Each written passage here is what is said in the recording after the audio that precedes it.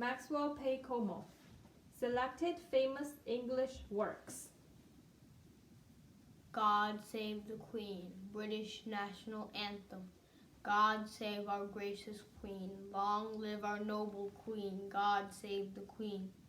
Send her victorious, happy and glorious, long to reign over us, God save the Queen.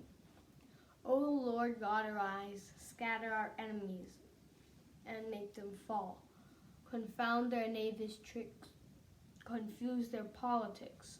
On you our hopes we fix, God save the Queen. Not in this land alone, but be God's mercies known, from shore to shore.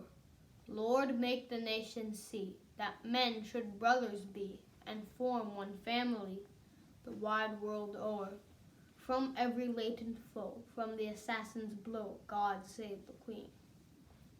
O'er her thine arm extend, for Britain's sake defend, our mother, prince, and friend, God save the Queen. Thy choicest gifts in store, on her be pleased to pour, long may she reign. May she defend our laws, and ever give us cause to sing with heart and voice, God save the Queen.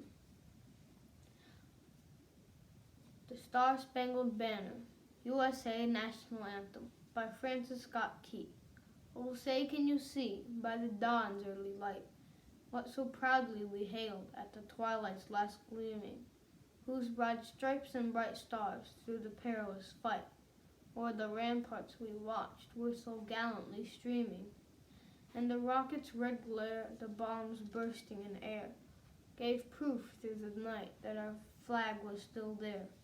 Oh, say does that star-spangled banner yet wave o'er the land of the free and the home of the brave.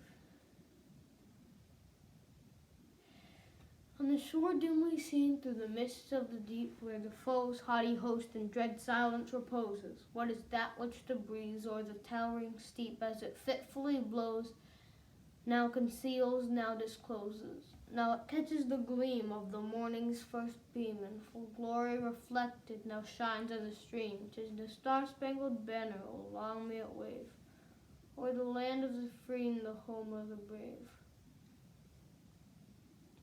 And where is that band who so vauntingly swore that the havoc of war and the battle's confusion, a home and a country should leave us no more? Their blood has wiped out their foul footsteps' pollution. No refuge could save the hireling and slave from the terror of flight or the gloom of the grave.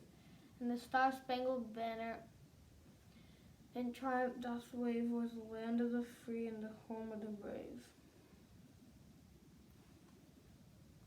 Oh, thus be it ever when free men shall stand between their loved homes and the war's desolation. Blessed with victory and peace may the heaven-rescued land praise the power that hath made and preserved us a nation. Then conquer we must, for a cause it is just, and this be our motto, and God is our trust. And the star-spangled banner in triumph doth wave, forever shall wave o'er the land of the free and the home of the brave. Apollo the musician, myths of Greece and Rome. It is said that on a certain occasion Pan had the temerity to compare his music with that of Apollo, and to challenge the god of the lyre to a trial of skill. The challenge was accepted, and Tmolus, the mountain god, was chosen umpire. The senior took a seat and cleared away the trees from his ears to listen. At a given signal, Pan blew on his pipes, and with his rustic melody gave great satisfaction to himself and his faithful follower, Midas, who happened to be present. Then Tmolus turned his head toward the sun god, and all his trees turned with him. Apollo rose, his brow wreathed with Parnassian laurel, while his robe of Tyrian purple swept the ground. In his left hand he held the lyre, and with his right hand struck the strings. Tmolus at once awarded the victory to the lyric god, and all but Midas acquiesced in the judgment. He dissented and questioned the justice of the award.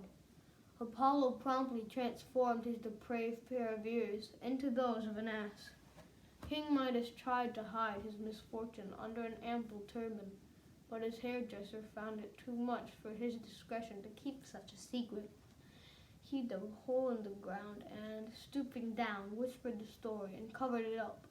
But a thick bed of reeds springing up in the meadow began whispering the story, and has continued to do so from that day to this, every time a breeze passes over the place.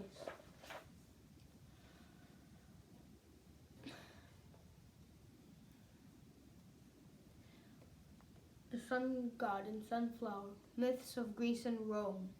Clytie was a water nymph and in love with Apollo, who made her no return. So she pined away, sitting all day long upon the cold ground, with her unbound tresses streaming over her shoulders. 9 days she sat and tasted neither food nor drink, her own tears and the chilly dew her only food. She gazed on the sun when he rose, and as he passed through his daily course to his setting, she saw no other object, her face turned constantly on him. At last, they say, her limbs rooted in the ground, her face became a flower which turns on its stem so as always to face the sun throughout its daily course, for it retains to that extent the feeling of the nymph from whom it sprang. On Justice by Plato, 427 to 347 BC. But in reality, justice was such as we were describing, being concerned, however, not with the outward man, but with the inward, which is the true self and concernment of man. For the just man does not permit the several elements within him to interfere with one another, or any of them to do the work of others. He sets in order his own inner life, and is his own master in his own law, and at peace with himself. And when he has bound together the three principles within him, which may be compared to the higher, lower, and middle notes of the scale, and the intermediate intervals, when he has bound all these together, and is no longer many, but has become one entirely temperate and perfectly adjusted nature, then he proceeds to act, if he has to act, whether in a matter of property, or in the treatment of the body, or in some affair of politics or private business, always thinking and calling that which preserves and cooperates with this harmonious condition, just and good action, and the knowledge which presides over it, wisdom, and that which at any time impairs this condition, he will call unjust action, and the opinion which presides over it, ignorance. On Self-Discipline by Aristotle, 384 to 322 BC. Virtue, then, is of two kinds, intellectual and moral. Intellectual virtue springs from and grows from teaching, and therefore needs experience and time. Moral virtues come from habit. They are thus neither by nature nor in despite of nature, but we are furnished by nature with a capacity for receiving them, and we develop them through habit. These virtues we acquire by first exercising them, as in the case of other arts. Whatever we learn to do, we learn by actually doing it. Men come to be builders, for instance, by building, and harp players by playing the harp. In the same way, by doing just acts, we come to be just. By doing self-controlled acts, we come to be self-controlled. And by doing brave acts, we become brave. How we act in our relations with other people makes us just or unjust. How we face dangerous situations, either accustoming ourselves to fear or confidence, makes us brave or cowardly. Occasions of lust and anger are similar. Some people become self-controlled and patient from their conduct in such situations, and others uncontrolled and passionate. In a word, then, activities produce similar dispositions. Therefore, we must give a certain character to our activities. In short, the habits we form from childhood make no small difference, but rather they make all the difference. Moral virtue is a mean that lies between two vices, one of excess and the other of deficiency, and it aims at hitting the mean both in feelings and actions. So it is hard to be good, for surely it is hard in each instance to find the mean, just as it is difficult to find the center of a circle. It is easy to get angry or to spend money. Anyone can do that. But to act the right way toward the right person in due proportion, at the right time, for the right reason, and in the right manner, this is not easy, and not everyone can do it. On Friendship by Aristotle, 384 to 322 BC. As the motives to friendship differ in kind, so do the respective feelings in friendships. The species of friendship are three, in number equal to the objects of it, since in the line of each there may be mutual affection mutually known. Now they have friendship for one another, desire one another's good, according to the motive of their friendship. Accordingly, they whose motive is utility have no friendship for one another really, but only insofar as some good arises to them from one another. And they whose motive is pleasure are in like case. They have friendship for men of easy pleasantry, not because they are of a given character, but because they are pleasant to themselves. Such friendships are, of course, very liable to dissolution if the parties do not continue alike. That the other cease to have any friendship for them when they are no longer pleasurable or useful. That then is perfect friendship which subsists between those who are good and whose similarity consists in their goodness. For these men wish one another's good in similar ways, insofar as they are good, and good they are themselves. And those are specially friends who wish good to their friends for their sakes, because they feel thus toward them on their own account, and not as a mere matter of result. So the friendship between these men continues to subsist so long as they are good, and goodness, we know, has in it a principle of permanence. Rare it is probable friendships of this kind will be, because men of this kind are rare, besides, all requisite qualifications being presupposed. There is further required time and intimacy, for, as the proverb says, men cannot know one another till they have eaten the requisite quantity of salt together, nor can they in fact admit one another to intimacy, much less be friends, till each has appeared to the other, and been proved to be a fit object of friendship. They who speedily commence an interchange of friendly actions may be said to wish to be friends, but they are not so unless they are also proper objects of friendship, and mutually known to be such. That is to say, a desire for friendship may arise quickly, but not friendship itself. Of Study by Francis Bacon, 1561 to 1626. Studies serve for delight, for ornament, and for ability. Their chief use for delight is in privateness and retiring. For ornament is in discourse, and for ability is in the judgment and disposition of business. For expert men can execute and perhaps judge of particulars one by one, but the general counsels and the plots and marshalling of affairs come best from those that are learned. Reading maketh a full man, conference a ready man, and writing an exact man. And therefore, if a man write little, he had need have a great memory. If he confer little, he had need have a present wit. And if he read little, he had need have much cunning, to seem to know that he doth not. Histories make men wise, poems witty, the mathematics subtle, natural philosophy deep, moral grave, logic and rhetoric able to contend. Albeit studia in mores, nay, there is no stone nor impediment in the wit, but may be wrought out by fit studies, like as diseases of the body may have appropriate exercises. Bowling is good for the stone and reins, shooting for the lungs and breast, gentle walking for the stomach, riding for the head, and the like. Spring by William Shakespeare, 1564 to 1616. When daisies pied and violets blue and lady smocks all silver white and cuckoo buds of yellow hue do paint the meadows with delight.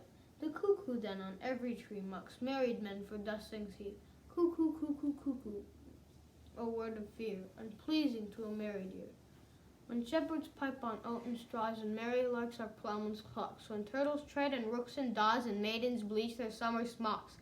The cuckoo then on every tree mocks married men, for thus sings he, Cuckoo, cuckoo, cuckoo, a word of fear, unpleasing to a married ear.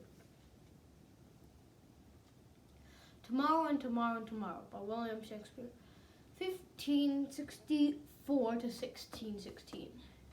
Tomorrow and tomorrow and tomorrow creeps in this petty pace from day to day, to the last syllable of recorded time, and all our yesterdays have lighted fools, the way to dusty death.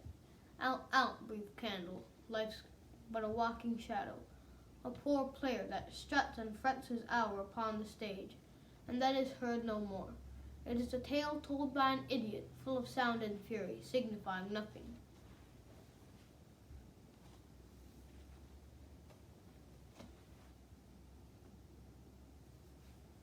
To Be or Not to Be by William Shakespeare, 1564 to 1616. To be or not to be, that is the question. Whether 'tis nobler in the mind to suffer the slings and arrows of outrageous fortune, or to take arms against a sea of troubles and by opposing end them. To die, to sleep, no more, and by sleep to say we end. The heartache and the thousand natural shocks that flesh is heir to, 'tis a consummation devoutly to be wished. To die, to sleep, perchance to dream, aye, there's the rub. For in that sleep of death, what dreams may come when we have shuffled off this mortal coil, must give us pause. There's the respect that makes calamity of so long life.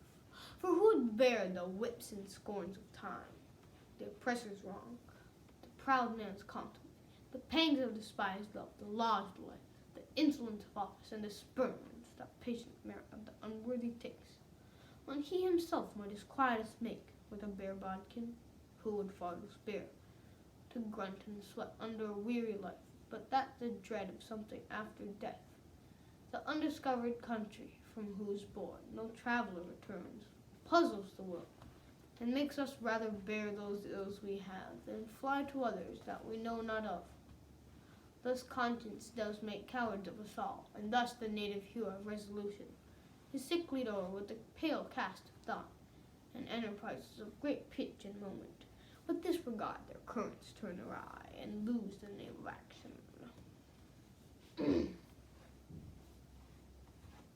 Virtue by George Herbert, 1593 to 1633. Sweet day, so cool, so calm, so bright, the bridal of the earth and sky. The dew shall weep thy fall tonight, for thou must die. Sweet rose, whose hue angry and brave bids the rash gazer wipe his eye, thy root is ever in its grave, and thou must die. Sweet spring, full of sweet days and roses, a box where sweets compacted lie. My music shows ye have your closes, and all must die. Only a sweet and virtuous soul, like seasoned timber, never gives, but though the whole world turn to cold, and chiefly lives. On Good Will by Immanuel Kant, 1724 to 1804. Nothing can possibly be conceived in the world, or even out of it, which can be called good without qualification except a good will.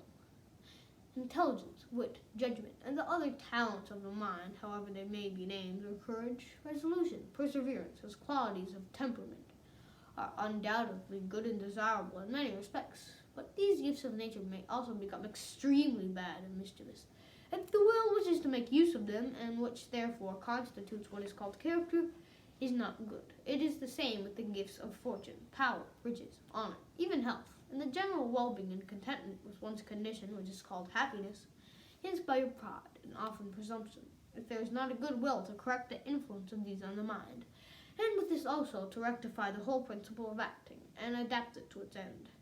The sight of a being who is not adorned with a single feature of a pure and good will, enjoying unbroken prosperity, can never give pleasure to an impartial, rational spectator. Thus a good will appears to constitute the indispensable condition even of being worthy of happiness. A good will is good, not because of what it performs or effects, not by its aptness for the attainment of some proposed end, but simply by virtue of the volition that is. It is good in itself, and considered by itself is to be esteemed much higher than all that can be brought about by it in favor of any inclination, nay, even of the sum total of all inclinations.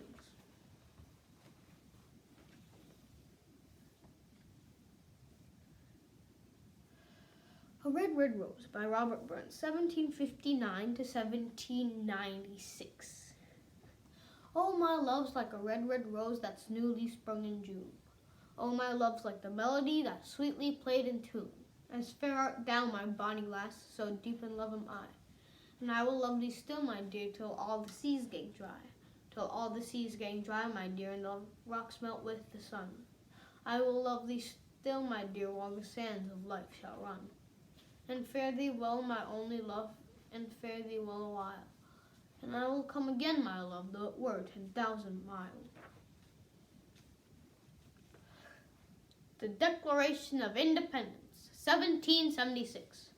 When in the course of human events it becomes necessary for one people to dissolve the political bands which have connected them with another, and to assume among the powers of the earth the separate and equal station to which the laws of nature and of nature's God entitle them, a decent respect to the opinions of mankind requires that they should declare the causes which impel them to the separation. We hold these truths to be self-evident, that all men are created equal, that they are endowed by their Creator with certain unalienable rights, and among these are life, liberty, and the pursuit of happiness, that to secure these rights, governments are instituted among men, deriving their just powers from the consent of the governed. That whenever any form of government becomes destructive of these ends, it is the right of the people to alter or to abolish it, and to institute new government, laying its foundation on such principles and organizing its powers in such form as to them shall seem most likely to affect their safety and happiness. Prudence indeed will dictate that governments long established should not be changed for light and transient causes, and accordingly all experience hath shown that mankind are more disposed to suffer, while evils are sufferable, than to right themselves by abolishing the forms for which they are accustomed. But when a long train of abuses and usurpations, pursuing invariably the same object, evinces a desire to reduce them under absolute despotism, it is their right, it is their duty to throw off such government, and to provide new guards for their future security. Such has been the patient sufferance of these colonies, and such is now the necessity which constrains them to alter their former systems of government. The history of the present King of Great Britain is a history of repeated injuries and usurpations, all having in direct object the establishment of an absolute tyranny over these states. To prove this, let facts be submitted to a candid world. In every stage of these oppressions, we have petitioned for redress in the most humble terms. Our repeated petitions have been answered only by repeated injury. A prince, whose character is thus marked by every act which may define a tyrant, is unfit to be the ruler of a free people. Nor have we been wanting in attention to our British brethren. We have warned them from time to time of attempts by their legislature to extend an unwarrantable jurisdiction over us. We have reminded them of the circumstances of our emigration and settlement here. We have appealed to their native justice and magnanimity, and we have conjured them by the ties of our common kindred to disavow these usurpations, which would inevitably interrupt our connections and correspondence. They, too, have been deaf to the voice of justice and of consanguinity. We must, therefore, acquiesce in the necessity which denounces our separation, and hold them, as we hold the rest of mankind, enemies in war, in peace, friends. We, therefore, the representatives of the United States of America, in General Congress, assembled, appealing to the Supreme Judge of the world for the rectitude of our intentions, do in the name and by the authority of the good people of these colonies solemnly publish and declare that these united colonies are, and of right ought to be, free and independent states, that they are absolved from all allegiance to the British Crown, and that all political connection between them and the state of Great Britain is and ought to be totally dissolved, and that as free and independent states they have full power to levy war, conclude peace, contract alliances, establish commerce, and to do all the acts and things which independent states may of right do, and for the support of this declaration, with the firm reliance on the protection of divine providence, we mutually pledge to each other our lives, our fortunes, and our sacred honor. She Walks in Beauty by George Gordon Byron, 1788 to 1824. She walks in beauty like the night of cloudless climes and starry skies, and all that's best of dark and bright meet in her aspect and her eyes, thus mellowed to that tender light which heaven to gaudy day denies. One shade the more, one ray the less, had half impaired the nameless grace which waves on every raven tress, or softly lightens o'er her face.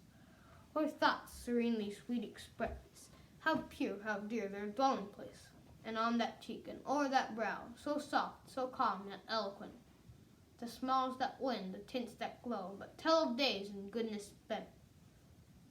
A mind at peace with all below, a heart whose love is innocent.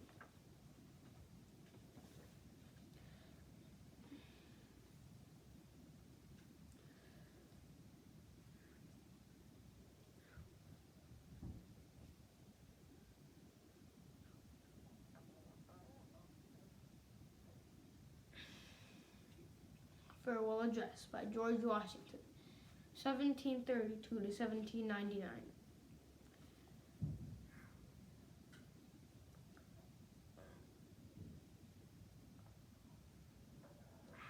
Friends and fellow citizens, the period for a new election of a citizen to administer the executive government of the United States being not far distant, and the time actually arrived when your thoughts must be employed in designating the person who is to be clothed with that important trust, it appears to me proper, especially as it may conduce to a more distinct expression of the public voice, that I should now apprise you of the resolution I have formed to decline being considered among the number of those out of whom a choice is to be made. The basis of our political systems is the right of the people to make and to alter their constitutions of government. But the Constitution, which at any time exists till changed by an explicit and authentic act of the whole people, is sacredly obligatory upon all. The very idea of the power and the right of the people to establish government presupposes the duty of every individual to obey the established government. Of all the dispositions and habits which lead to political prosperity, religion and morality are indispensable supports. In vain would that man claim the tribute of patriotism who should labor to subvert these great pillars of human happiness. These firmest props of the duties of men and citizens, the mere politician, equally with the pious man, ought to respect and to cherish them. A volume could not trace all their connections with private and public felicity. Let it simply be asked, where is the security for property, for reputation, for life? If the sense of religious obligation desert the oaths which are the instruments of investigation in courts of justice, and let us with caution indulge the supposition that morality can be maintained without religion, whatever may be conceded to the influence of refined education on minds of peculiar structure, reason and expect that national morality can prevail in exclusion of religious principles.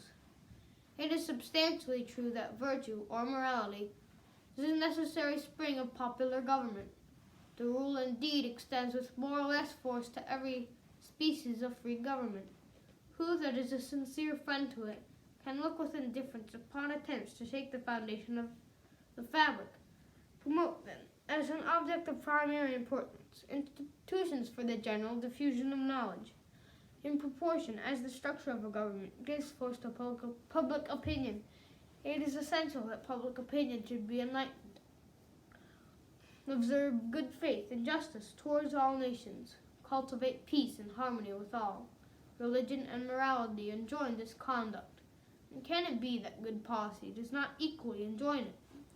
It would be worthy of a free, enlightened, and at no distant period a great nation, to give to mankind the magnanimous and too noble example of a people always guided by an exalted justice and benevolence.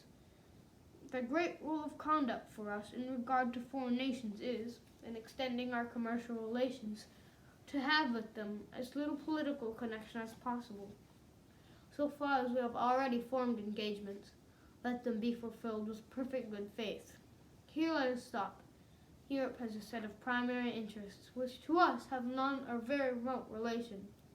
Why, by interweaving our destiny with that of any part of Europe, entangle our peace and prosperity in the toils of European ambition, rivalship, interest, humor, or caprice.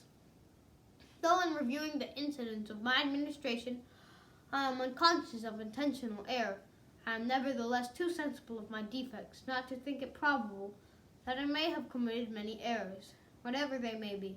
I fervently beseech the Almighty to avert or mitigate the evils to which they may tend.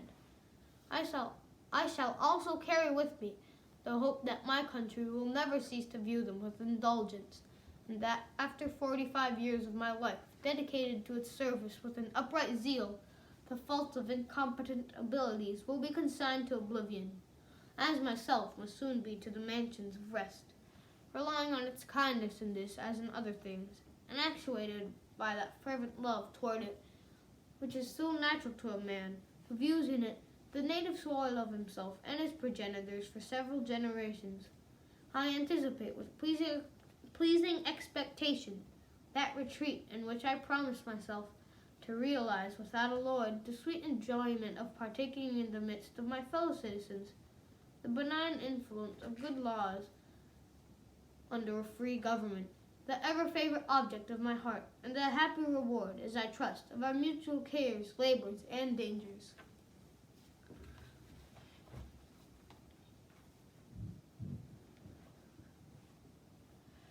Ode to the West Wind by Percy Bysshe Shelley, 1792 to 1822. If I were dead least thou mightest bear, if I were a swift cloud to fly with thee, a wave to pant beneath thy power and share the impulse of thy strength, only less free than thou, O uncontrollable. If even I were as in my boyhood, and could be the comrade of thy wanderings over heaven, as then, when to outstrip the sky's speed, scarce seemed the vision, I would never have striven, as thus with thee in prayer in my sore need. O lift me as a wave, a leaf, a cloud, I fall upon the thorns of life. I bleed. The heavy weight of hours has chained and bowed one too like thee, tameless and swift and proud. Make me thy lyre, even as the forest is. What if my leaves are falling like its own, the tumult of thy mighty harmonies, and take from both a deep autumnal tone, sweet though in sadness. Be thou, spirit fierce, my spirit, be thou me impetuous one. Drive my dead thoughts over the universe, like withered leaves to quicken a new birth. And by the incantation of this verse, scatter as from an unextinguished hearth, ashes and sparks. My words among mankind beat through my lips to unawakened earth, the trumpet of a prophecy, O wind, if winter comes, can spring be far behind?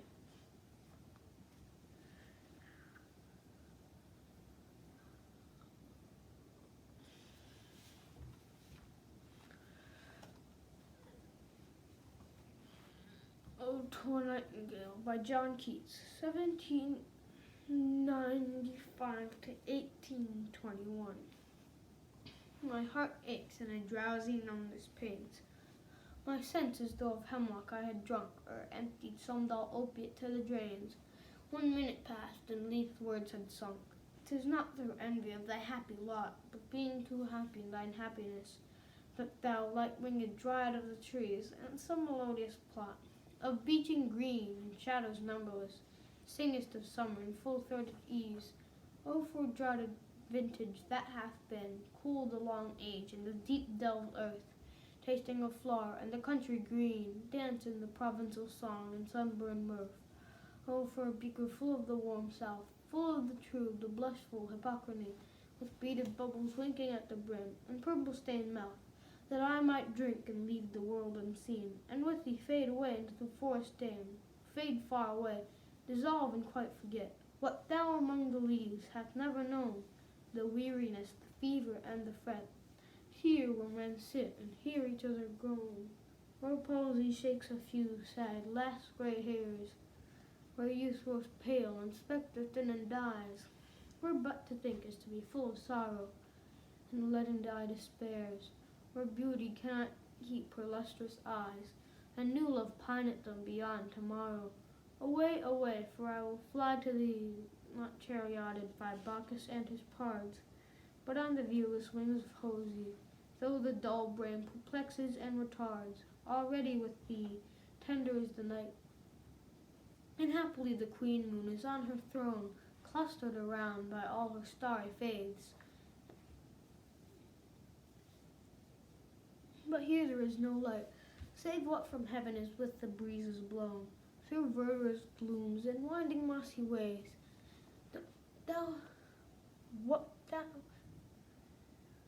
And winding mossy ways,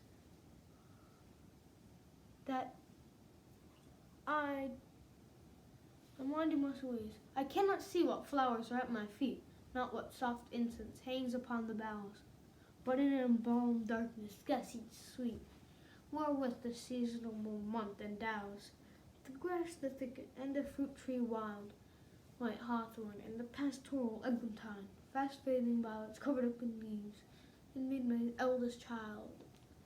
The coming musk rose, full of dewy wine, the murmurous haunt of flies on summer eves. Darkling I listen, and for many a time I have been half in love with easeful death, called him soft names in many a mused rhyme, to take into the air my quiet breath. Now more than ever seems it rich to die, and to seize upon the midnight with no pain, while thou art pouring forth thy soul a bride, in such an ecstasy, still wouldst thou sing, and I have ears in vain, to thy high requiem become a sod. Thou wast not born for death, immortal bird, no hungry generations tread thee down. The voice I hear this passing night was heard in ancient days by emperor and clown, perhaps the self-same song that found a path through the sad heart of Ruth, when sick for home she stood in tears amid the alien corn, the same that ofttimes hath charmed magic casements opening on the foam of perilous seas and fairy lands forlorn. Forlorn, the very word is like a bell to toll me back from thee to my sole self. Adieu, the fancy cannot cheat so well as she is fain to do, deceiving elf.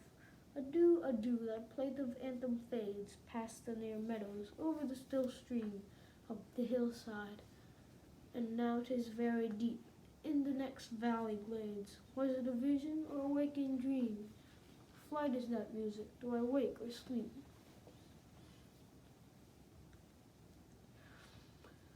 I remember, by Thomas Hood, 1799 to 1845. I remember the house where I was born, the little window where the sun came peeping in at morn.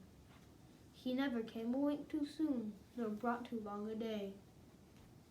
But now I often wish the night had borne my breath away. I remember the roses red and white, the violets and the lily cups, those flowers made of light, the lilacs where the robin built, and where my brother set the laburnum on his birthday. The tree is living yet. I remember where I was used to swing, and thought the air must rush as fresh, 2 swallows on the wing. My spirit flew in feathers then, that is so heavy now. The summer pools could hardly cool the fever on my brow. I remember the fir trees dark and high. I used to think their slender tops were close against the sky. It was a childish ignorance, but now 'tis little joy to know I'm further off from heaven than when I was a boy. Sonnets from the Portuguese, 14, by Elizabeth Barrett Browning, 1806 to 1861. If thou must love me, let it be for naught. except for love's sake only. Do not say, I love her for her smile, her look, her way of speaking gently, for a trick of thought that falls in well with mine, and certes brought a sense of pleasant ease on such a day. For these things in themselves, beloved may be changed, or changed for thee, and love so wrought. May be unwrought so, neither lovely for thine own dear pities wiping my cheeks dry. A creature might forget to weep, who bore thy comfort long, and lose thy love thereby. But love me for love's sake, that evermore thou mayest love on, through love's eternity.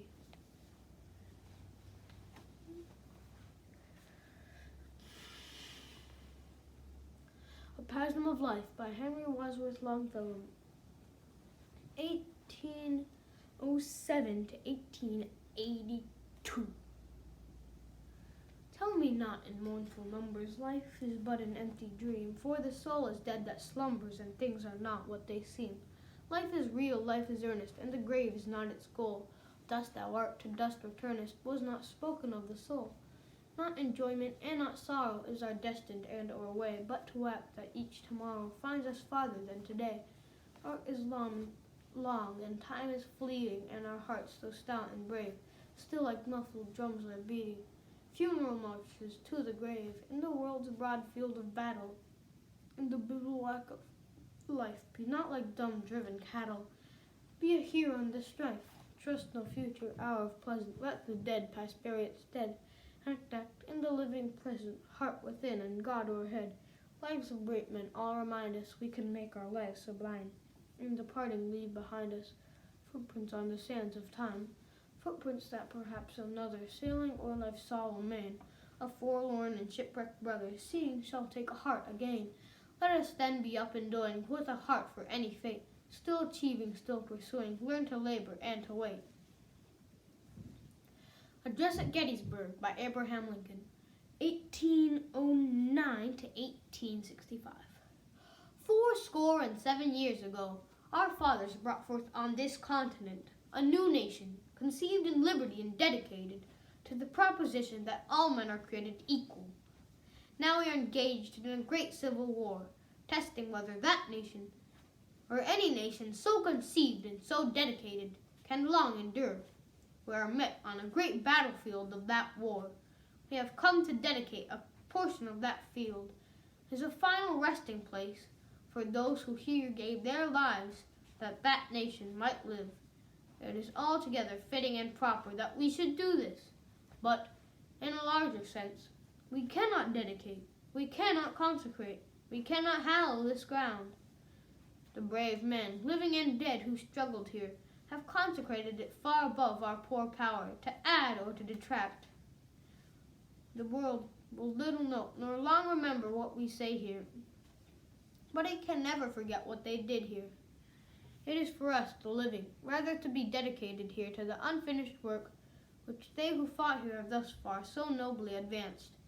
It is rather for us to be here dedicated to the great task remaining before us, that from these honored dead we take increased devotion to that cause for which they gave the last full measure of devotion, that we here highly resolve that these dead shall not have died in vain, that this nation under God shall have a new birth of freedom, and that government of the people, by the people, for the people, shall not perish from the earth.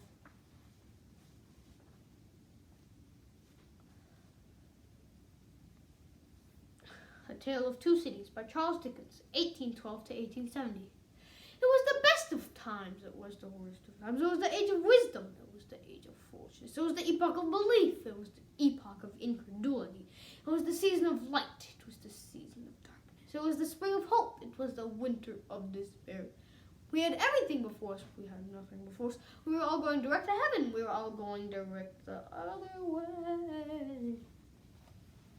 In short, the period was so far like the present period that some of its noisiest authorities insisted on its being received for good or for evil in the superlative degree of comparison only. I Died for Beauty by Emily Dickinson, 1830 to 1886. I died for beauty, but was scarce adjusted in the tomb, when one who died for truth was lain in unadjoining room. He questioned softly why I failed, for beauty, I replied, And I for truth the two are one. We brethren are, he said. And so as kinsmen Mennonite, we talked between the rooms, until the moss had reached our lips and covered up our names. I Look Into My Glass by Thomas Hardy, 1840 to 1928. I look into my glass and view my wasting skin and say, would God it came to pass, my heart had shrunk as thin. For then I, undistressed, by hearts grown cold to me, could lonely wait my endless rest with equanimity. But time to make me grieve, part steals, let's part abide, and shakes this fragile frame at eve with throbbings of noontide.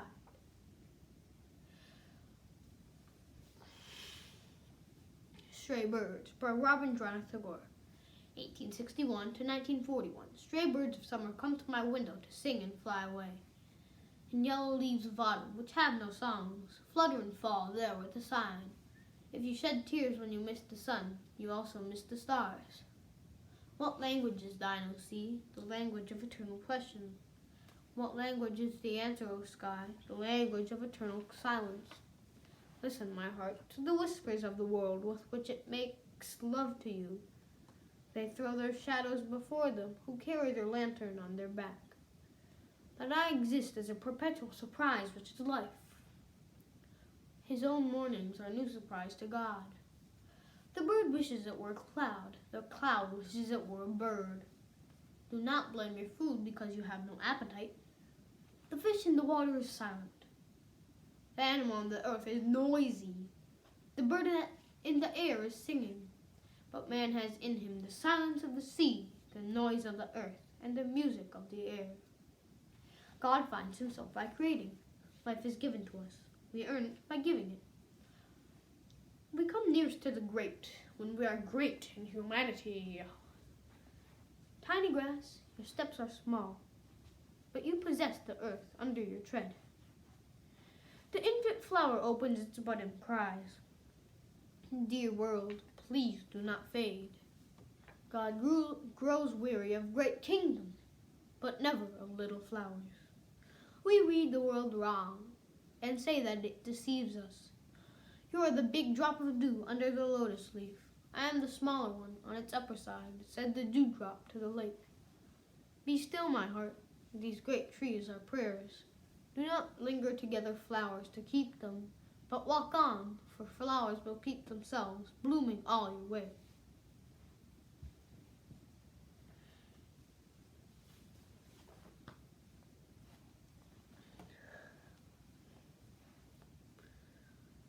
Appeal to America by Mohandas Karamchand Gandhi, 1869 to 1948. In my opinion, the Indian struggle for freedom bears in its consequences not only upon India and England, but upon the whole world. It contains 1/5 of the human race. It represents one of the most ancient civilizations. It has traditions handed down from tens of thousands of years, some of which, to the astonishment of the world, remain intact. No doubt the ravages of time have affected the purity of that civilization, as they have that of many other cultures and many institutions. If India is to revive the glory of her ancient past, she can only do so when she attains her freedom. The reason for the struggle, having drawn the attention of the world, I know, does not lie in the fact that we Indians are fighting for our liberty, but in the fact the means adopted by us for attaining that liberty are unique, and, as far as history shows us, have not been adopted by any other people of whom we have any record. The means adopted are not violence, not bloodshed, not diplomacy as one understands it nowadays, but they are purely and simply truth and nonviolence. No wonder that the attention of the world is directed toward this attempt to lead a successful, bloodless revolution. Hitherto, nations have fought in the manner of the brute. They have wreaked vengeance upon those whom they have considered to be their enemies. We find in searching national anthems adopted by great nations that they contain imprecation upon the so-called enemy. They have vowed destruction and have not hesitated to take the name of God and seek divine assistance for the destruction of the enemy. We in India have endeavored to reverse the process. We feel that the law that governs brute creation is not the law that should guide the human race. That law is inconsistent with human dignity. I personally would wait, if need be, for ages rather than seek to attain the freedom of my country through bloody means. I feel in the innermost of my heart, after political extending over an unbroken period of close upon 35 years, that the world is sick unto death of blood spilling. The world is seeking a way out, and I flatter myself with the belief that perhaps it will be the privilege of the ancient land of India to show the way out to the hungering world. Chinese and Western Civilization Contrasted by Bertrand Russell, 1872 to 1970. There is at present in China a close contact between our civilization and that which is native to the Celestial Empire. It is still a doubtful question whether this contact will breed a new civilization better than either of its parents, or whether it will merely destroy the native culture and replace it by that of America. Contacts between different civilizations have often in the past proved to be landmarks in human progress. Greece learned from Egypt, Rome from Greece, the Arabs from the Roman Empire, medieval Europe from the Arabs, and Renaissance Europe from the Byzantines. In many of these cases, the pupils proved better than their masters. In the case of China, if we regard the Chinese as the pupils, this may be the case again. In fact, we have quite as much to learn from them as they from us. But there is far less chance of our learning it. If I treat the Chinese as our pupils rather than vice versa, it is only because I fear we are unteachable. Western Europe and America have a practically homogeneous mental life, which I should trace to three sources. 1. Greek culture. 2. Jewish religion and ethics. 3. Modern industrialism, which itself is an outcome of modern science. We may take Plato, the Old Testament, and Galileo as representing these three elements, which have remained singularly separable down to the present day. From the Greeks we derive literature and the arts, philosophy, and pure mathematics, also the more urbane portions of our social element. From the Jews we derive fanatical belief, which as French call faith, moral fervor, with the conception of sin, religious intolerance, and some part of our nationalism. From science as applied in industrialism, we derive power, in the sense of power, the belief that we are as gods, and may justly be the arbiters of life and death for unscientific races. We derive also the empirical method by which almost all real knowledge has been acquired. These three elements, I think, account for most of our mentality. When I went to China, I went to teach, but every day that I stayed, I thought less of what I had to teach them and more of what I had to learn from them. Among Europeans who had lived a long time in China, I found this attitude not uncommon. But among those who stay short or who are only to make money, it is sadly rare. It is rare because the Chinese do not excel in the things we really value, military prowess and industrial enterprise. But those who value wisdom or beauty or even the simple enjoyment of life will find more of these things in China than in the distracted and turbulent West, and would be happy to live where such things are valued. I wish I could hope that China, in return for our scientific knowledge, may give us something of her large tolerance and contemplative peace of mind.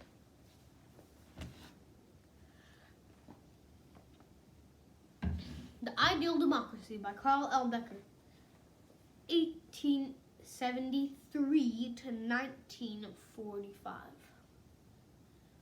All human institutions, we are told, have their ideal forms laid away in heaven, and we do not need to be told that the actual institutions conform but indifferently to these ideal counterparts. It would be possible then to define democracy either in terms of the ideal or in terms of the real form, to define it as government of the people, by the people, for the people, or to define it as government of the people by the politicians, for whatever pressure groups can get their interests taken care of. But as a historian, I am naturally disposed to be satisfied with the meaning which, in the history of politics, men have commonly attributed to the word, a meaning, needless to say, which derives partly from the experience and partly from the aspirations of mankind. So regarded, the term democracy refers primarily to a form of government, and it has always meant government by the many as opposed to government by the one, government by the people as opposed to government by a tyrant, a dictator, or an absolute monarch. This is the most general meaning of the word as men have commonly understood it.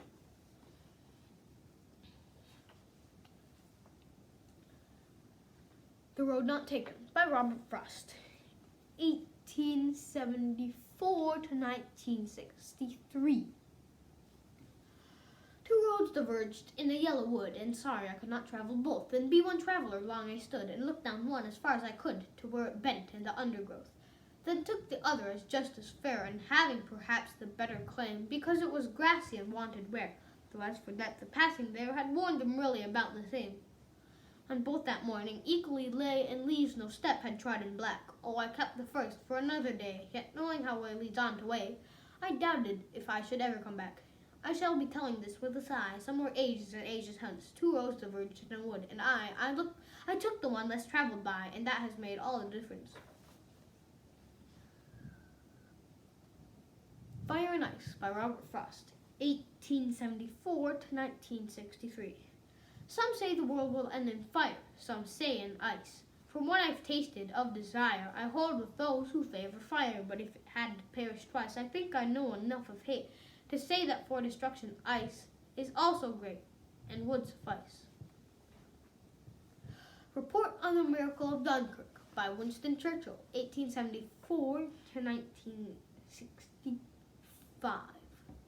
I have myself full confidence that if all do their duty, if nothing is neglected, and if the best arrangements are made as they are being made, we shall prove ourselves once again able to defend our island home, drive out the storm of war, and to outlive the menace of tyranny, if necessary for years, if necessary alone.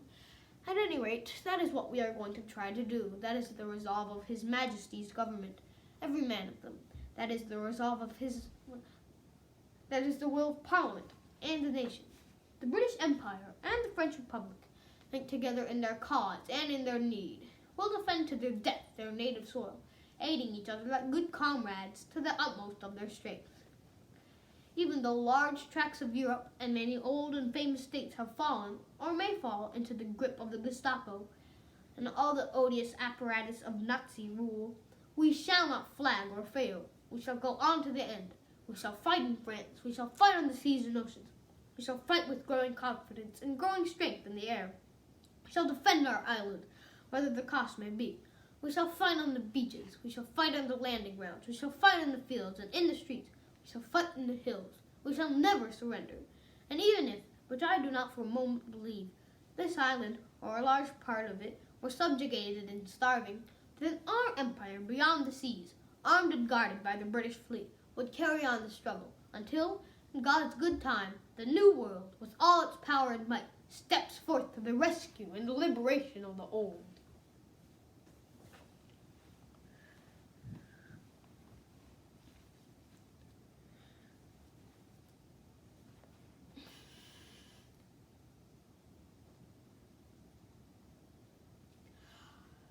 I resolved to become a jungle doctor by Albert Schweitzer, 1875 to 1965.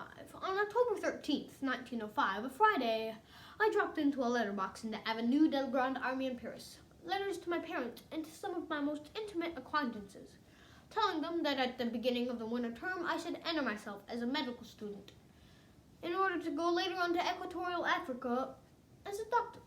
The plan, which I meant now to put into execution, had been in my mind for a long time. Having been conceived so long ago as my student days, it struck me as incomprehensible that I should be allowed to lead such a happy life, while I saw so many people around me wrestling with care and suffering. Even at school I had felt stirred whenever I got a glimpse of the miserable home surroundings of some of my schoolfellows and compared them with the absolutely ideal conditions in which we children of the parsonage at Goonsbach lived, while at the university, and enjoying the happiness of being able to study and even to produce some results in science and art. I could not help thinking continually of others who were denied that happiness by their material circumstances or their health. Then one brilliant summer morning, I settled with myself before I got up that I would consider myself justified in living till I was 30 for science and art, in order to devote myself from that time forward to the direct service of humanity. Many a time already had I tried to settle what meaning lay hidden for me, and the saying of Jesus, whosoever would save his life shall lose it, and whosoever shall lose his life for my sake in the Gospels shall save it. Now the answer was found. In addition to the outward, I now had inward happiness.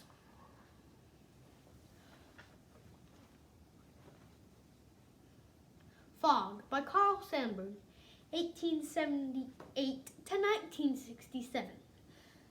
The fog comes on little cat feet. It sits looking over harbor and city on silent haunches and then moves on. The Decline of the West by Oswald Spengler, 1880 to 1936.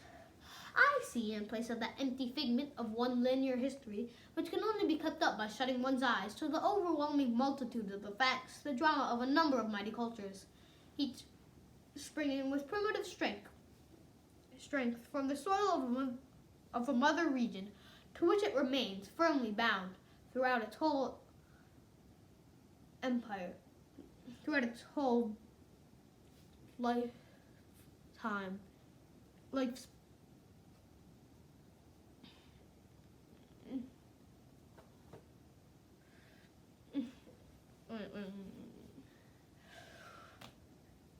Having its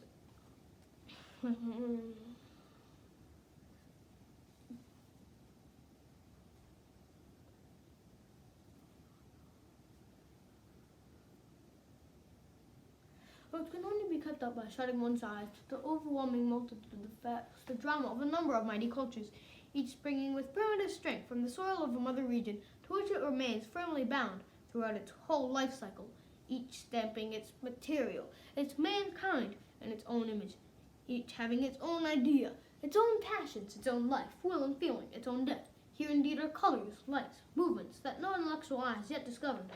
Here the cultures, peoples, languages, truths, gods, landscapes, bloom and age as the oaks and the stone pines, the blossoms, twigs, and leaves. But there is no aging mankind.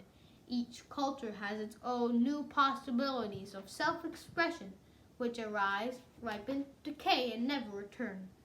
These cultures, there is not one sculpture, one painting, one mathematics, one physics, but many, each in its deepest essence different from the others, each limited in duration and self-contained, just as each species of plant has its peculiar blossom or fruit, special type of growth and decline. These cultures, sublimated life essences, grow with the same superb aimlessness as the flowers of the field. They belong, like the plants and the animals, to the living nature of Goethe, and not to the dead nature of Newton. I see world history as a picture of endless formations and transformations, of the marvelous waxing and waning of organic forms. The professional historian, on the contrary, sees it as a sort of tapeworm industriously, adding on to itself one epoch after another. This, the inward and outward fulfillment, the finality that awaits every living culture, is the purport of all the historic declines. Amongst them, the decline of the classical, which we know so well and fully, and another decline, entirely comparable to it in course and duration, which will occupy the first centuries of the coming millennium, but is heralded already and sensible in and around us today, to the decline of the West. Every culture passes through the age phases of the individual man. Each has its childhood, youth, manhood, and old age. General MacArthur's Prayer for a Son by Douglas MacArthur, 1880 to 1964. Build me a son, O Lord, who will be strong enough to know when he is weak, and brave enough to face himself when he is afraid. One who will be proud and unbending in honest defeat, and humble and gentle in victory. Build me a son whose wishes will not take the place of deeds, a son who will know thee, and that to know himself is the foundation stone of knowledge. Lead him, I pray, not in the path of ease and comfort, but under distress and spur of difficulties and challenge. Here let him learn to stand up in the storm. Here let him learn compassion for those who fail. Build me a son whose heart will be clear, whose goal will be high, a son who will master himself before he seeks to master other men, one who will reach into the future, yet never forget the past. And after all these things are his, add, I pray, enough of a sense of humor, so that he may always be serious, yet never take himself too seriously. Give him humility, so that he may always remember the simplicity of true greatness, the open mind of true wisdom, and the meekness of true strength. Then I, his father, will dare to whisper, I have not lived in vain. 3 Days to Sleep by Helen Keller, 1880 to 1968. How was it possible, I asked myself, to walk for an hour through the woods and see nothing worthy of note? I, who cannot see, find hundreds of things to interest me through mere touch. I feel the delicate symmetry of a leaf. I pass my hands leveling about the smooth skin of a silver birch or the rough, shaggy bark of a pine.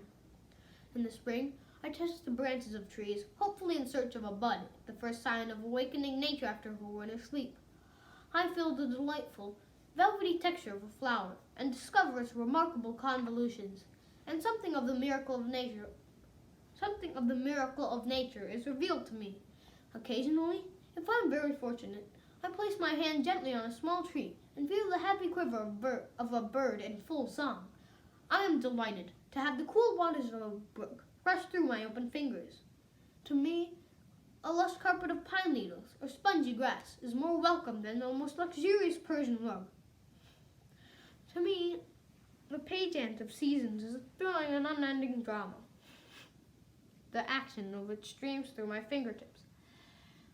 At times, my heart cries out with longing to see all these things.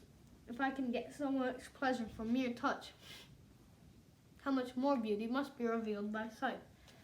Yet, those who have eyes apparently see little. The panorama of color and action which fills the world is taken for granted. It is human, perhaps, to appreciate little, that which we have, and to long for that which we have not. But it is a great pity that in the world of light, the gift of sight is used only as a mere convenience, rather than as a means of adding fullness to life.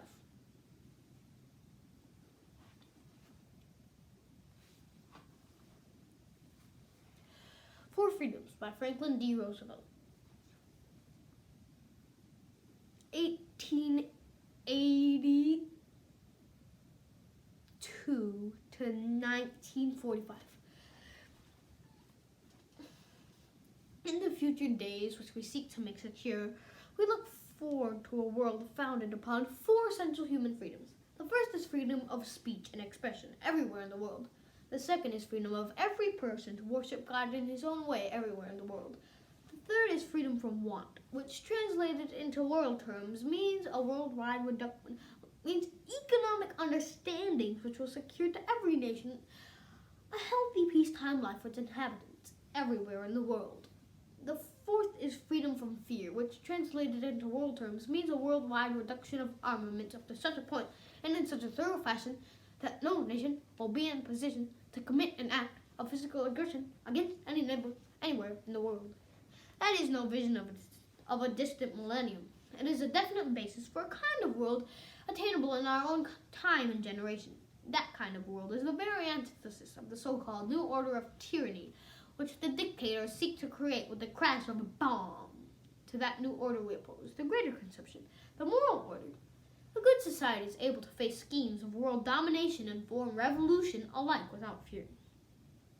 Since the beginning of our American history, we have been engaged in change and a perpetual peaceful revolution.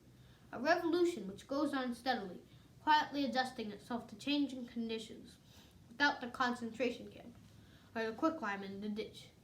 The world order which we seek is the cooperation of free countries working together in a friendly, civilized society.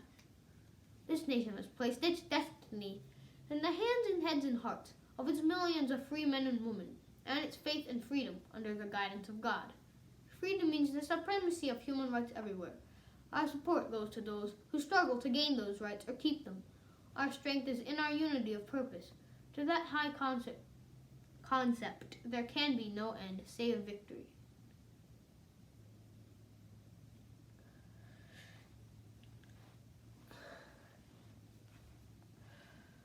On Children by Khalil Gibran, 1883 to 1931. And a woman who held a babe against her bosom said, "Speak to us of children." And he said, "Your children are not your children. They are the sons and daughters of life's longing for itself. They come through you, but not from you. And though they are with you yet, they belong not to you. You may give them your love, but not your thoughts, for they have their own thoughts. You may house their bodies, but not their souls, for their souls dwell in the house of tomorrow, which you cannot visit, not even in your dreams. You may strive to be like them, but seek not to make them like you, for life goes not backward, nor tarries with yesterday. You are the bows from which your children, as living arrows, are sent forth. The archer sees the mark upon the path of the infinite, and he bends you with his might, that his arrows may go swift and far. Let your bending in the archer's hand be for gladness, for even as he loves the arrow that flies, so he loves also the bow that is stable.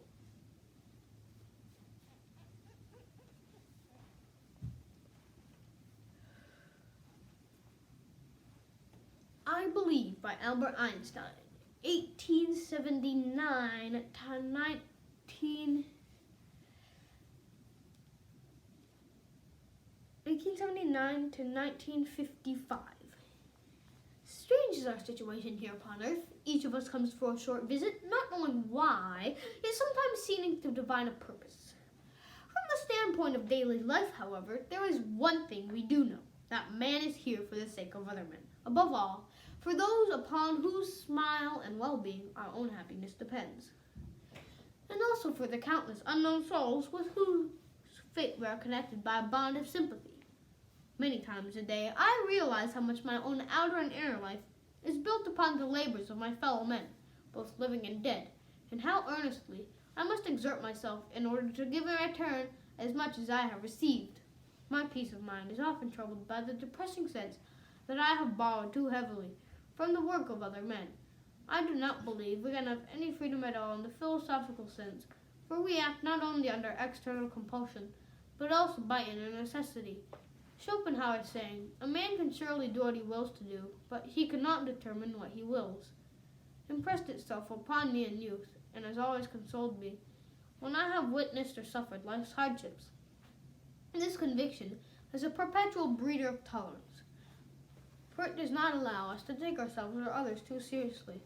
It makes rather for a sense of humor, to ponder interminably over the reason for one's own existence, or the meaning of life in general, seems to me, from an objective point of view, to be sheer folly. And yet everyone holds certain ideals by which he guides his aspiration and his judgment.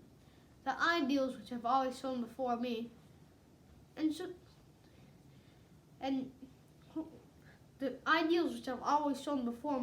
and filled me with the joy of living are goodness, beauty, and truth. To make a goal of comfort or happiness has never appealed to me. A system of ethics built on this basis would be sufficient only for a herd of cattle. The most beautiful thing we can experience is the mysterious. It is the source of all true art and science.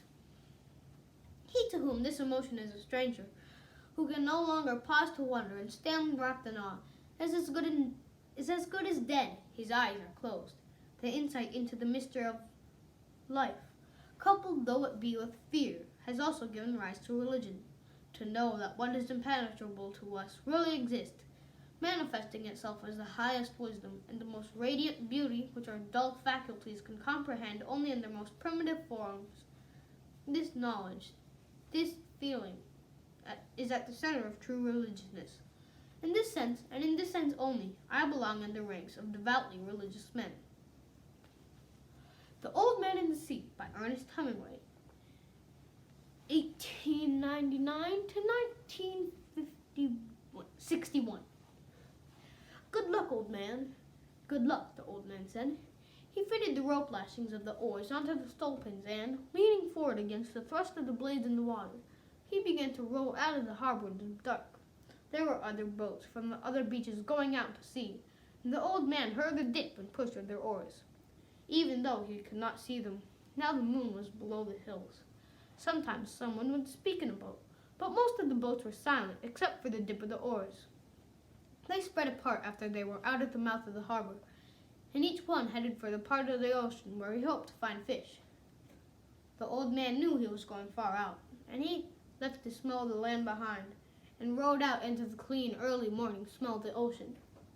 In the dark, the old man could feel the morning coming, and as he rowed, he heard the trembling sound as flying fish left the water, and the hissing that their stiff-set wings made as they soared away in the darkness. He was very fond of flying fish, as they were his principal friends on the ocean. He was sorry for the birds, especially the small, delicate, dark terns that were always flying and looking, and almost never finding, And he thought, the birds have a harder life than we do, except for the robber birds and the heavy, strong ones. Why did they make birds so delicate and fine as those sea swallows when the ocean can be so cruel? She is kind and very beautiful, but she can be so cruel, and it comes so suddenly. And such birds that fly, dipping and hunting, with their small, sad voices, are made too delicately for the sea. Gone with the Wind by Margaret Mitchell. 1900 to 1949. The sun was now below the horizon, and the red glow at the rim of the world faded into pink. The sky above turned slowly from azure to the delicate blue-green of a robin's egg, and the unearthly stillness of rural twilight came stealthily down about her. Shadowy dimness crept over the countryside. The red furrows in the gas-red road lost their magical blood color and became plain brown earth. Across the road in the pasture, the horses, mules, and cows stood quietly with heads over the split rail fence. Split rail fence, waiting to be driven to the stables and supper. They did not like the dark shade of the thickets edging the pasture creek, and they twitched their ears at Scarlet as if appreciative of human companionship. In the strange half-light, the tall pines of the river swamp, so warmly green in the sunshine, were black against the pastel sky, an impenetrable row of black giants, hiding the slow yellow water at their feet. On the hill across the river, the tall white chimneys of the Wilkes home faded gradually into the darkness of the thick oaks surrounding them, and only far-off pinpoints of supper lamps showed that a house was here. The warm, damp balminess of spring encompassed her sweetly, with the moist smells of new plowed earth and all the fresh green things pushing up to the air. Sunset and spring and the new-fledged greenery were no miracle to Scarlet. Their beauty she accepted as casually as the air she breathed and the water she drank, for she had never consciously seen beauty in anything but women's faces, horses, silk dresses, and light tangible things. Yet the serene half-light over Tara's well-kept acres brought a measure of quiet to her disturbed mind. She loved this land so much, without even knowing she loved it as she loved her mother's face under the lamp at prayer time.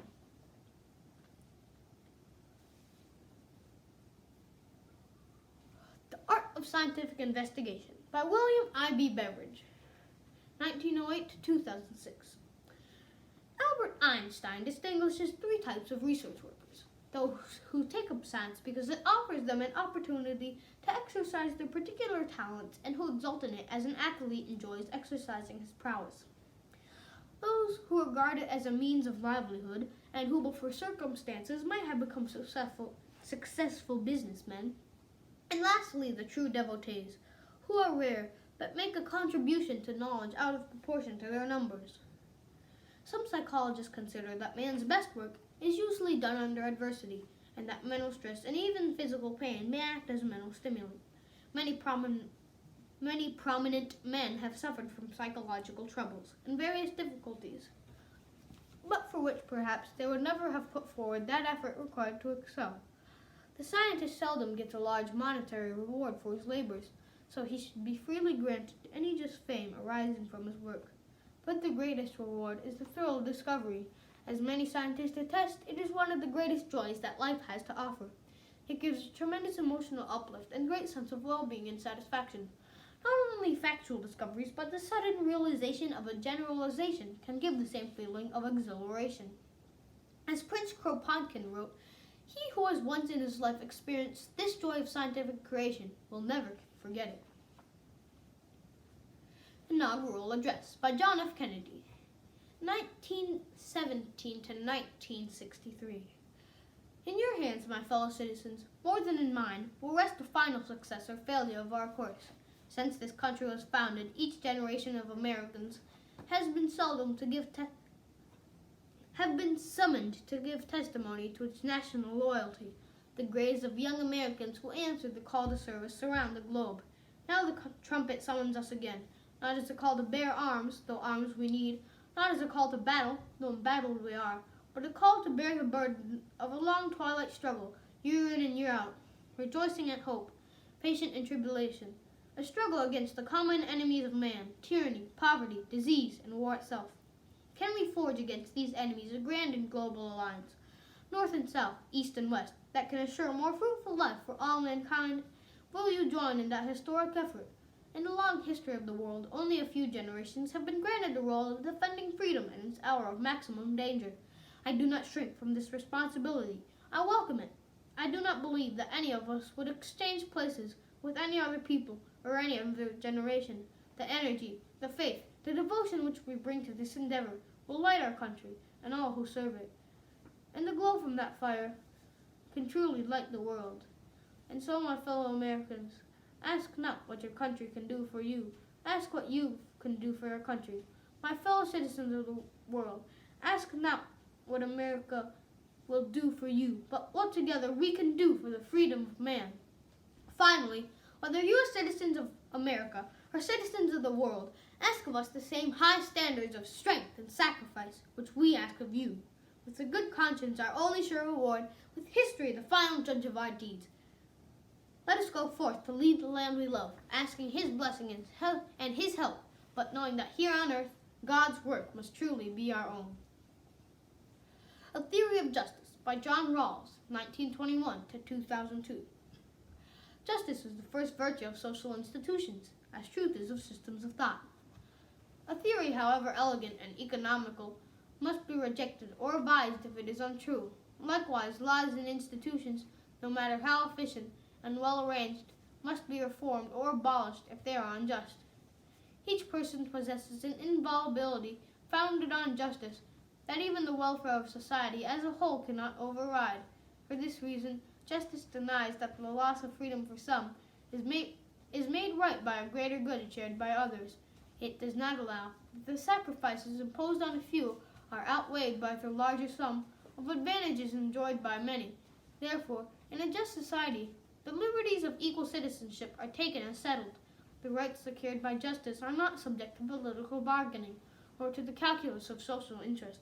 The only thing that permits us to acquiesce in an erroneous theory is the lack of a better one. Analogously, an injustice is tolerable only when it is necessary to avoid an even greater injustice. Each person possesses to avoid an even greater injustice. Being first virtues of human activities, truth and justice are uncompromising. These propositions seem to express our intuitive conviction of the primacy of justice.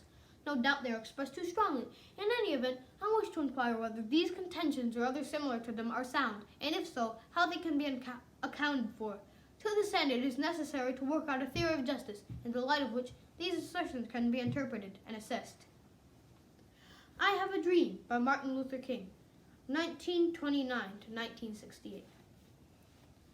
I say to you today, my friends, so even though we face the difficulties of today and tomorrow, I still have a dream. It is a dream deeply rooted in the American dream.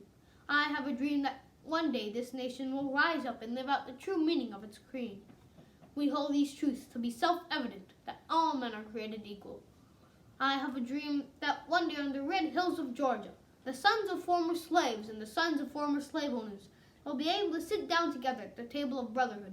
I have a dream that one day even the state of Mississippi, a desert state sweltering with the heat of injustice, sweltering with the heat of oppression, will be transformed into an oasis of freedom and justice. I have a dream that my 4 little children will one day live in a nation where they will not be judged by the color of their skin, but by the content of their character. I have a dream today. I have a dream that one day, down in Alabama, with its vicious racists, with its governor having his lips dripping with the words of interposition and nullification, one day right there in Alabama, little black boys and black girls will be able to join hands with little white boys and white girls as sisters and brothers. I have a dream today.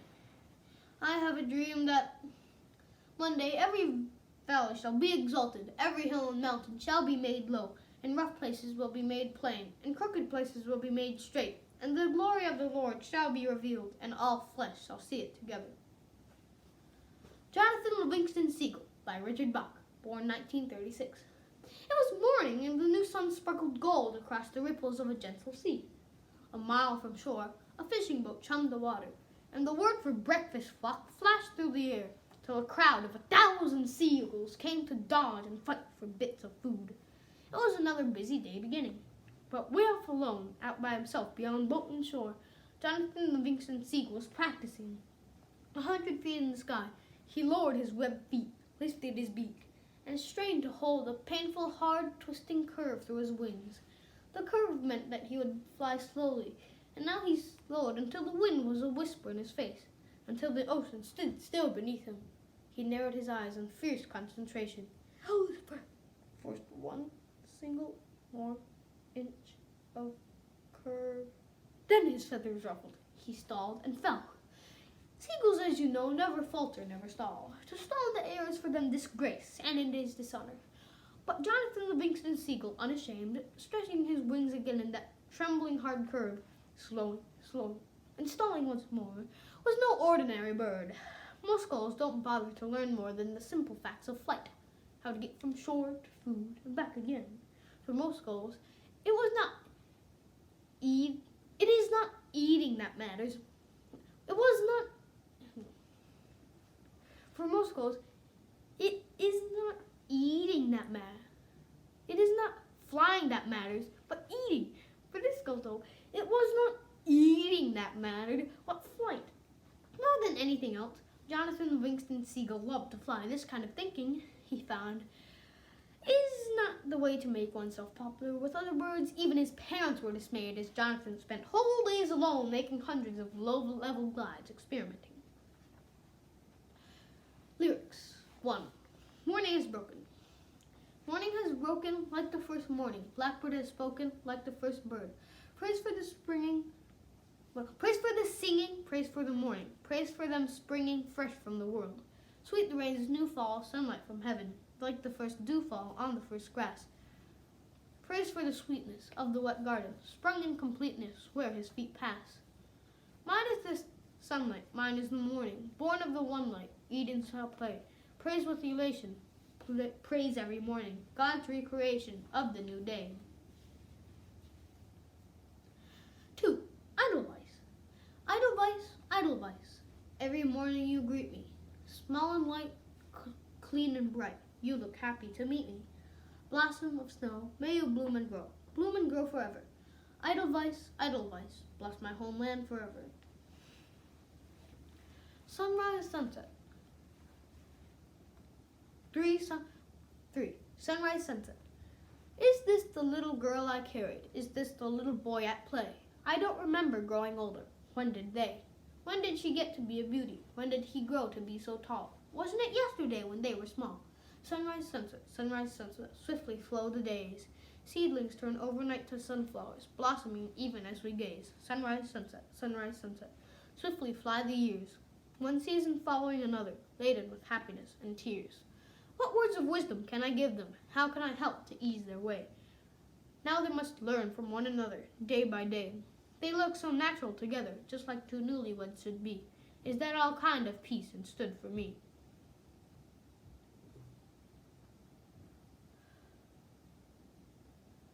4. Silver threads among the gold. Darling, I am growing old. Silver threads among the gold shine upon my brow today. Life is fading fast away. But my darling, you will be always young and fair to me. Yes, my darling, you will be always young and fair to me.